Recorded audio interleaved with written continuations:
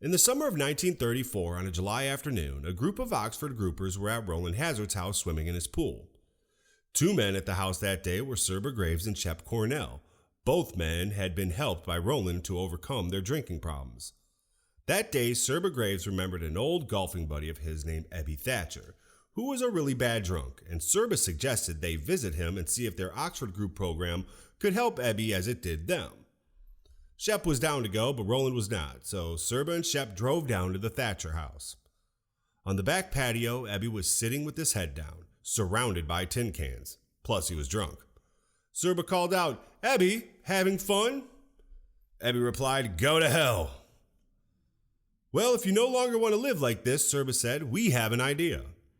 Serba and Shep cleaned up Ebby and took him to get something to eat. They explained to Ebby the principles of the Oxford group and asked Ebby if he wanted to live this new way of life with them and give up drinking. Ebby said, "Thanks, but no thanks." He was not ready to give up drinking. That summer, Ebby was in the middle of a big project, painting the exterior of the family house in Manchester. The house was 4 stories and required a ladder to do the job. The problem was, with Ebby being a drunk, Ebby would get the shakes so bad that the ladder would bounce all over the place when he was on it. So only the first floor of the home was completed. All the ones above it were a little hard for Ebby to get to. But Ebby was able to get some funds from his brother and hired a real painter to help him with the job. By the end of August, the job was complete. Then a rainstorm came in. Ebby was quite drunk during this storm and noticed some pigeons were resting on his roof. The last thing he wanted were some pigeons taking a crap on his new paint job. So he went and grabbed the old shotgun, walked out in the rain, sat down in a chair, and began firing away at the birds. Boom, boom, boom. This startled the entire neighborhood, and calls were made to the police. "That crazy drunk Ebby is out here shooting his gun around." Ebby was arrested by the sheriff on a Saturday. Vermont had a 3 strikes law for drunks called the habitual drunk law, and Ebby had been picked up by the cops 2 times already that summer. This was going to be Ebby's 3rd arrest, and he was looking at up to 6 months in prison. The judge for the county was Colin Graves, Serba Graves' father, one of the men that went to visit Ebby back in July. The judge for the Ebby was brought into the courtroom, and instead of keeping Ebby in jail over the weekend, the judge let him go and said, "I want you back here Monday morning for trial. Sober." Ebby remembered that he had 3 bottles of ale in his basement. Since it was Saturday, Ebby felt he could down those 3 bottles, get a nice little buzz, and be sober in time for court on Monday. But then something happened. When Ebby went downstairs to fetch the bottles, he stopped. A feeling came over him. He couldn't explain it. He didn't want to drink the booze. Fearful that he would lose this feeling, he took the bottles to a neighbor to hold on to. At last, in that moment, it appeared Ebby wanted to get sober. On Monday, Ebby showed up to court, sober. Also in the courtroom that day was Roland Hazard, the man who helped sober up Serba and Shep. Roland Hazard wasn't necessarily sober when he brought the message of the Oxford group to Serba, but Roland had just got done, and I mean within a few days prior, working with Courtney Baylor from the Emmanuel movement. The judge gives Ebby a stern lecture about his drinking, then turns to Roland and asks, "Think you can take him on?" Roland said, "Yep," and Ebby was released into Roland's custody. For the rest of the fall of 1934, Ebby, under the supervision of Roland Hazard, joins up with Serba and Shep, and the 4 of them pal around New York visiting the Oxford group house parties, doing Emmanuel movement stuff, and having a grand old sober time. By November, they find their way to New York City. In New York, the Calvary Episcopal Church was the center of all Oxford group activities, so naturally, Ebby and Roland make their way down there. Calvary Church also had an odd feature. It had a rescue mission, and for those who know anything about rescue missions, they were started to help drunks. Before Prohibition, rescue missions were all the rage. There were rescue missions everywhere trying to cure the public of their drinking problem through the power of Jesus. But once the 18th Amendment was passed, the religious public didn't see the need for rescue missions anymore because they solved the drinking problem. They made alcohol illegal. Also, the introduction of the Salvation Army to America took away from the rescue mission movement, but that's a different story. By the mid-1930s, rescue missions were out of style and kind of a thing of the past, but Calvary Church had one. And when Ebby walked into one of their daily meetings and heard the people's testimonies and saw the miracles, Ebby said, "I belong here." And he joins the Brotherhood, who are the 12 men who run the mission. And Ebby moves in. We all know Bill Wilson's version of the kitchen table story. It's in the big book. But today we're going to talk about Ebby's version. While in New York in November of 1934, Ebby began the process of making amends for his past mistakes. While on Wall Street, Ebby inquired about his old friend Bill Wilson and how he was doing. And the answer he received was that Bill was in bad shape, probably wouldn't live another year. Ebby decided he wanted to help Bill, and Ebby calls over to the Wilson house, and Lois answers the phone. Ebby was like, "Lois, this is Ebby. I've been sober for 3 months. I'm in the Oxford group. I'm in New York making amends to people, and I heard Bill was in bad shape, and I would like to at least tell him what's happened to me, and maybe it can also happen to him." Lois was like, "Hell yeah, come on over," and they scheduled a dinner date. Ebby showed up to the dinner early, and Bill was the only one there. The two of them started to have some small talk, but then Bill remembered he had to go to the delicatessen, for some cigarettes, and probably a quick drink. Bill returned and they began small talk again, but then Bill remembered, I gotta go to the delicatessen again to pick up some dessert or something. I don't know. Most likely a quick drink. Wonder if he came home with the dessert too. Lois finally arrives and she, along with the lady who was renting a room from them, began to cook dinner. At the dinner was Ebby, Bill, Lois, and the lady from upstairs. After they finished the dinner, the four of them went into another room for coffee and dessert.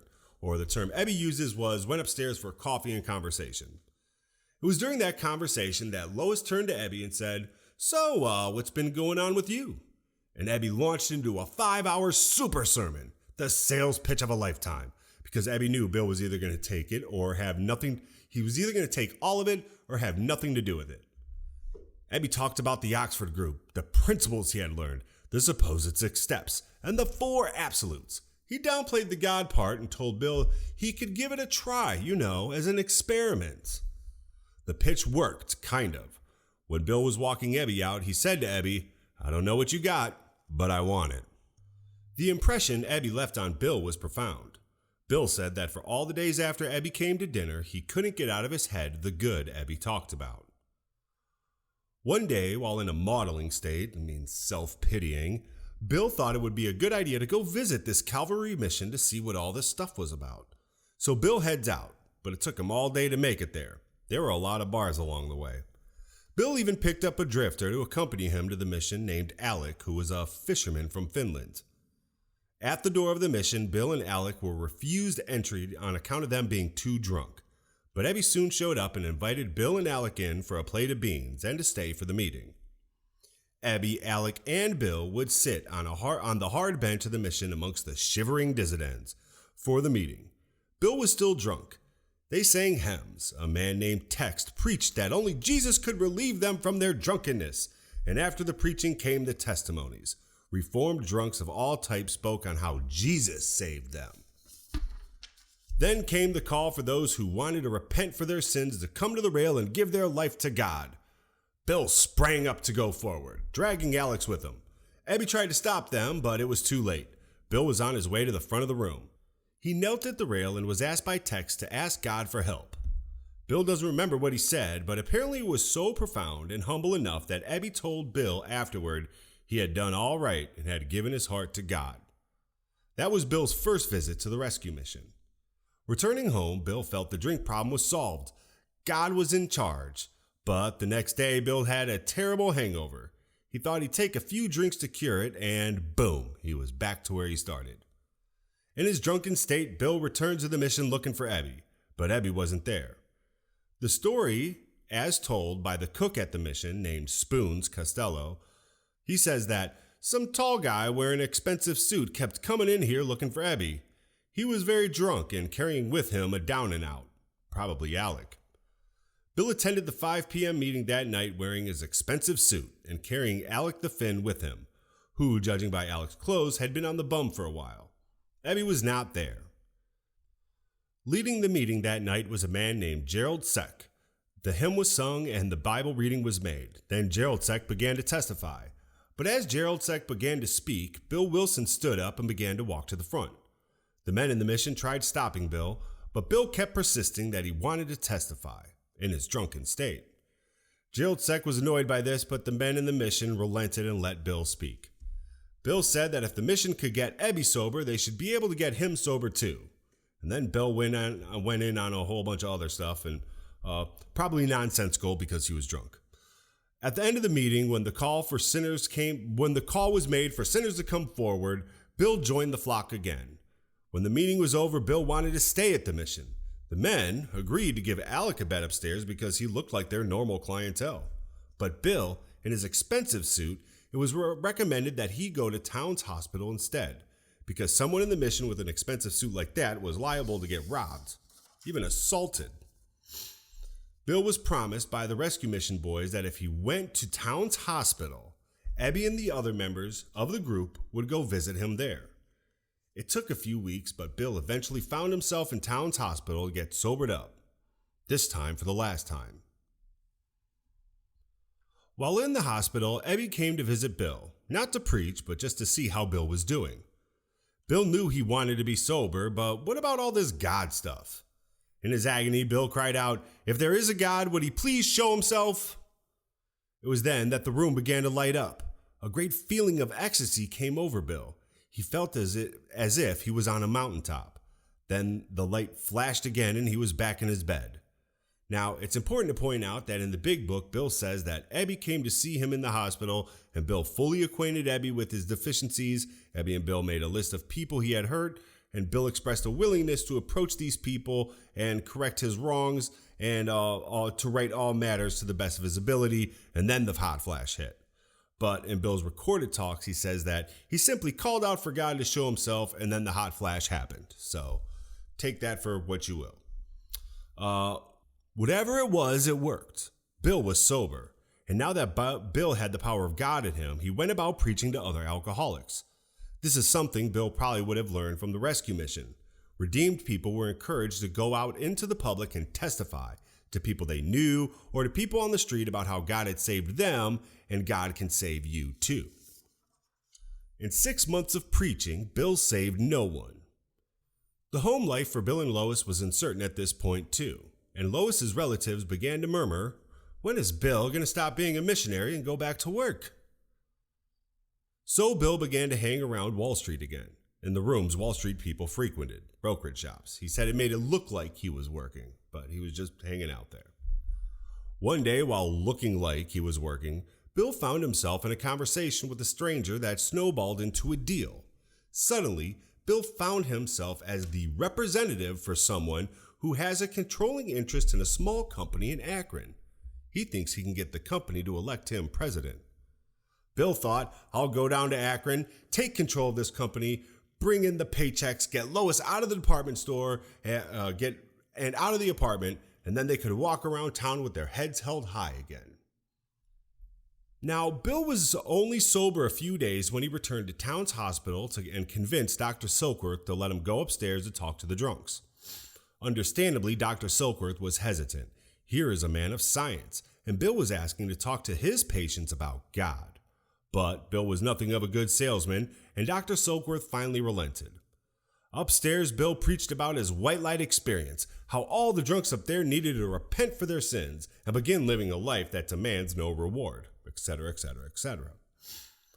Of course, there were no takers. This went on for a few months. One day, just before Bill was to leave for Akron, Dr. Silkworth pulls Bill aside.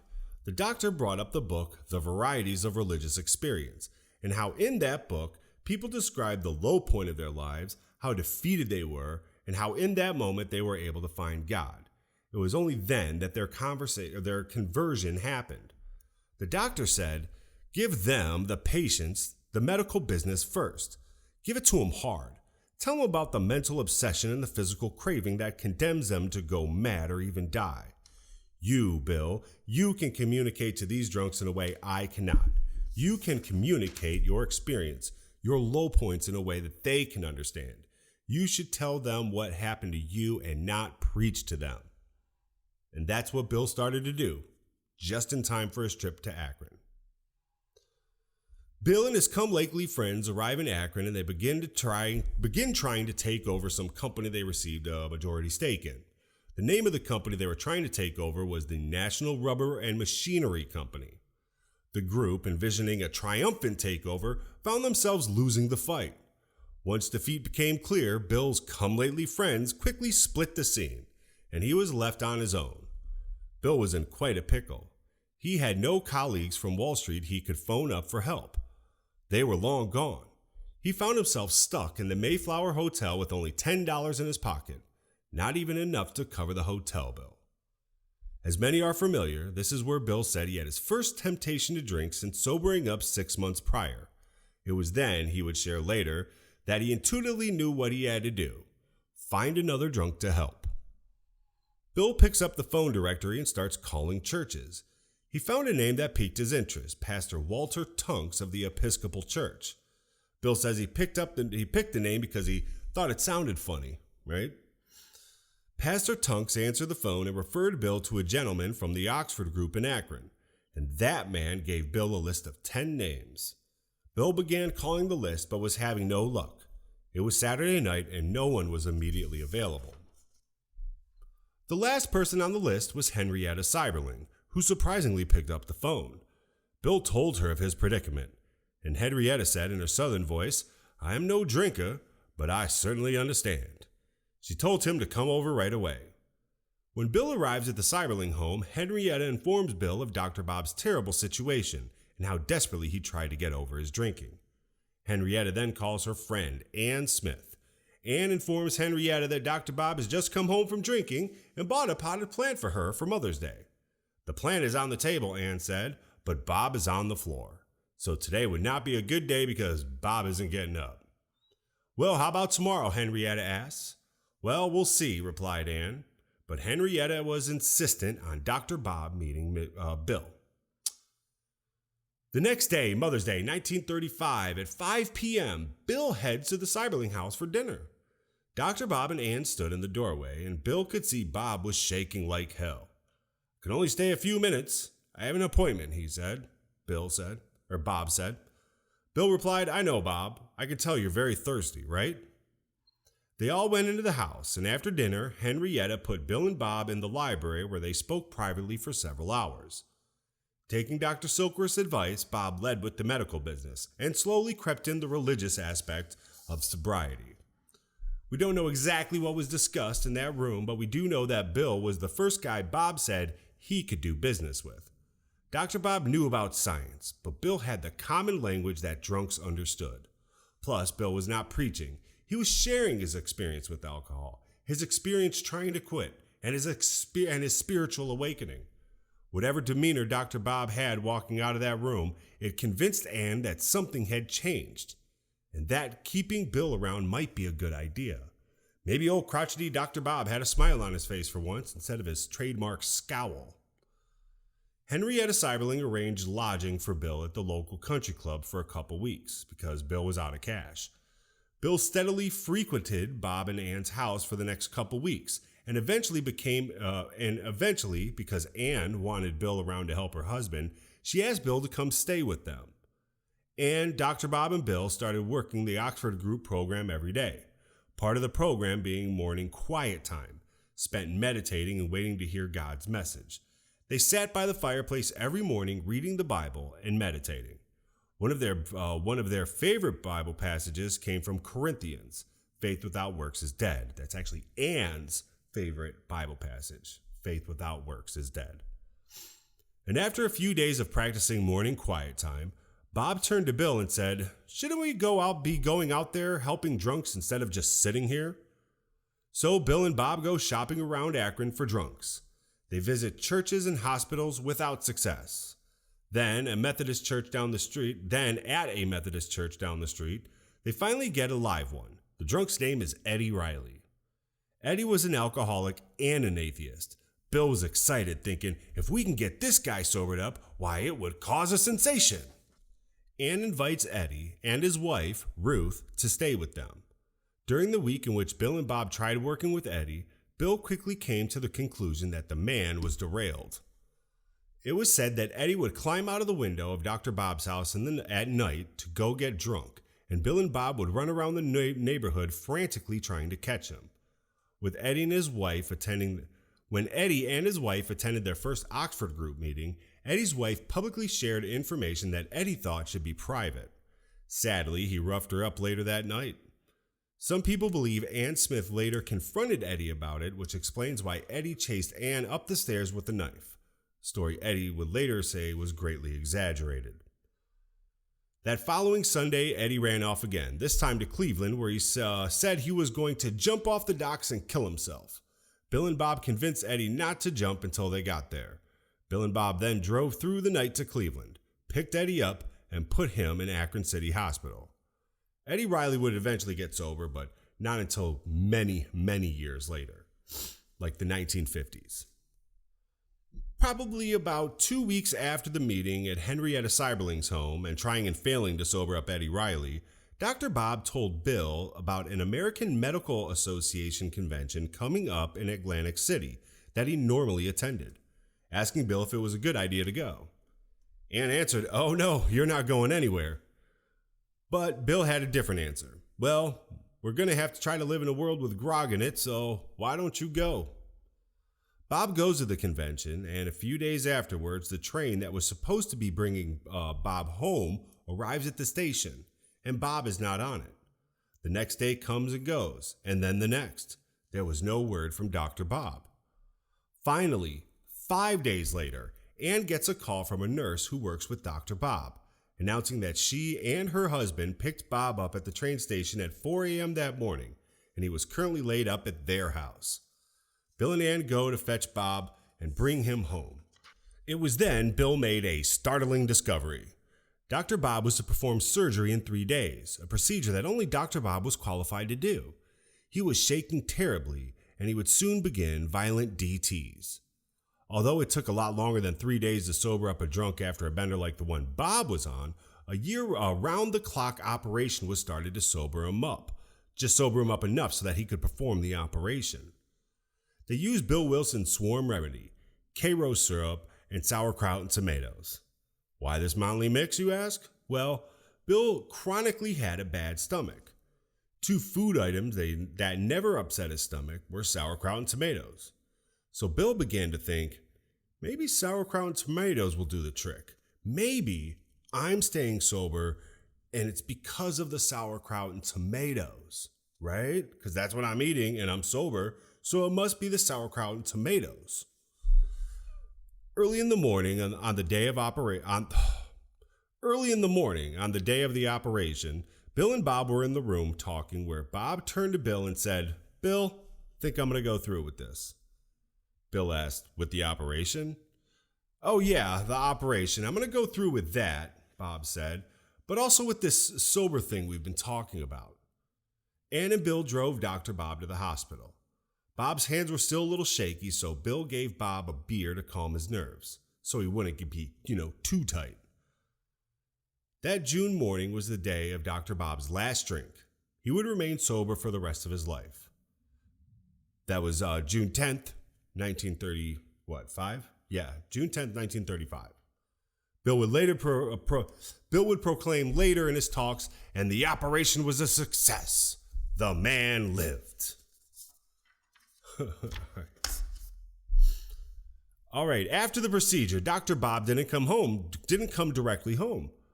Bill and Ann got worried as the time grew later and later. Fortunately, Bob was not out drinking. Believe it or not, he was visiting creditors and other people who he had harmed because of his drinking. Dr. Bob was going all in, starting to make amends. The next day, Bill and Bob got working on sobering up other alcoholics. Bob called a nurse friend that worked at the Akron City Hospital. He informed her that a man was in town from New York with the cure for alcoholism and asked if there were any drunks in her care that they could speak to. The nurse, who knew Bob well, replied, "Did you try the cure on yourself?" Happily, she did have a drunk that they could work with, a man named Bill Dotson, a real dandy. He arrived with DTs and had blacked the eyes of 2 nurses. He was strapped down to a bed. The nurse called Bill Dotson's wife and told her there was a doctor who might have a cure for her husband's drinking. Miss Dotson came right down to the hospital to meet him. Dr. Bob asked her if she had $50 to put him in a private room, and all the medical treatment would be handled at no cost. When Bill Dotson came to in the private room, his wife was waiting. She told him about the doctor there to help him with his drinking. Bill Dotson replied, "Why did you do this? We can't afford a private room, not to mention the medical bills that come with it." Miss Dotson assured her husband that the treatment provided wouldn't cost a cent. Bill and Bob arrived at Akron City Hospital to see Bill Dotson, the first man on the bed. Bill and Bob described the medical predicament alcoholics were in, how they had recovered from alcoholism, and their experience getting sober, and the spiritual approach. Plus, they fed Bill Dotson a steady diet of sauerkraut and tomatoes. Bill Dotson was a lawyer, former councilman, and had been the deacon of his church. He believed in God, but he was afraid he was too far gone. Bill and Bob continued meeting with him for a few days. It took Bill Dotson about 5 days to admit that he was powerless over alcohol. He took step 3 right then and there in the hospital. Bill Dotson, AA number 3, decides to get sober, and he would remain sober for the rest of his life. Bill Dotson was released from the hospital on July 4th, 1935. Miss Dotson was staying at a friend's cottage on the lake that day and invited Bill and Bob and even Eddie Riley out to the cottage for a picnic. That is how the first 3 members of AA spent their first day together, with a picnic on the lake on the 4th of July, 1935. Now, as a reminder, Painter Andy will be hosting his 4th of July party again this year at his home in Henderson. Hot dogs are provided. After the 4th of July picnic and AA number 3 under their belt, Bill and Bob go on to sober up the Devil May Care kid, also known as AA number 4, who also became, AA's first young person. Bill and Bob also tried helping Eddie Riley again, but it was to no avail. He's not going to get sober until the 1950s. All in all, Bill and Bob only sobered up about 2 more drunks in Akron that summer, along with a string of failures. They learned a lot about helping drunks. One of the most important things was that sauerkraut and tomatoes didn't work. So now it was time for Bill to return home to New York. Returning home, Bill and Lois began working with other alcoholics in the same manner as Bill and Bob did in Akron. At their home in Clinton Street in Brooklyn, Bill and Lois started filling up their home with drunks. Just like Akron, it was a string of failures. Up to 5 men would be staying in the house at one time, sometimes all of them drunk at the same time. One time, Lois came home from her department store job to find 2 men fighting each other in the basement with 2x4s. Dr. Silkworth continued to allow Bill to speak with patients at Town Hospital, and that's where Bill would eventually catch a few lucky breaks. By the end of 1935, Bill had 2 successes in New York: Hank Parkhurst and Fitz Mayo, 2 men who will become instrumental in the creation of AA. All right, now for the other presentations.